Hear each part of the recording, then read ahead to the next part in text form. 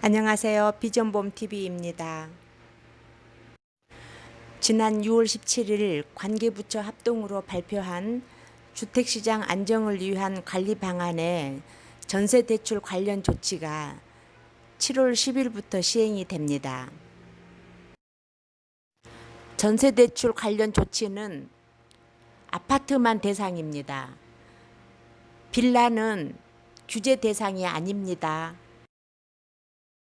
전세대출 이용 제한입니다. 3억 원 초과 아파트를 구입한 사람은 전세대출 보증 이용이 제한됩니다. 직장 이동 등 실수요로 전세대출을 받고자 할 경우는 종전 규제와 동일합니다. 전세대출 보증을 신청하여 받은 후에 차주가 규제 대상 아파트를 구입한 경우는 전세대출을 회수합니다. 이 경우 7월 10일 이후에 대출 계약 시점에 규제 대상 아파트 구입 시 전세대출이 회수될 수 있다라는 내용의 추가 약정을 체결한 경우부터 적용합니다. 예외가 있습니다. 구입 아파트의 기존 임대차 계약 잔여 기간이 남은 경우 그 잔여 기간까지는 대출 회수를 유예합니다.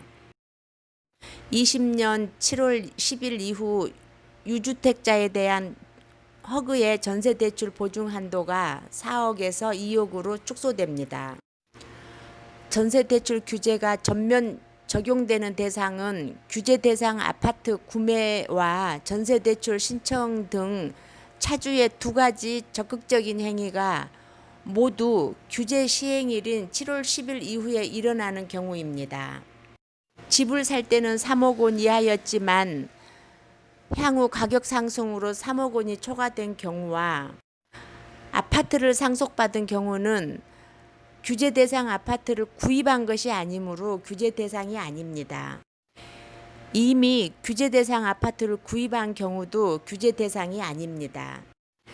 규제 시행일 전에 이미 전세대출을 이용 중인 사람이 규제 시행일 이후에 규제 대상 아파트를 구입한 경우는 전세대출 회수 대상이 아닙니다. 다만 현재 전세대출의 만기 연장은 제한이 됩니다. 만기 후에는 구매한 아파트에 실거주하라는 의미입니다. 규제 시행일 이후에 전세대출을 신청하여 이용 중인 사람이 이용 중에 규제 대상 아파트의 분양권 또는 입주권을 구입 시 전세대출을 즉시 해소하는가의 여부는 구입 시점은 아파트 소유권 취득 시점을 의미하므로 대출이 즉시 회수되지 않습니다. 전세대출 만기까지도 소유권 취득이 일어나지 않는 경우에는 만기 연장도 가능합니다.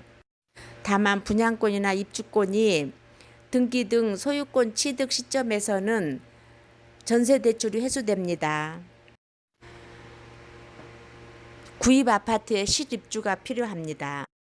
아파트가 아닌 빌라, 단독주택에는 규제가 적용되지 않습니다. 아파트만 적용됩니다. 고가인 아파트로 직진하려 하지 마시고요. 빌라부터 내 집 마련을 해보세요. 가치 높은 지역에 매물 보유하고 있습니다. 매매 전세 상담은 비전봄에서 하십시오. 감사합니다.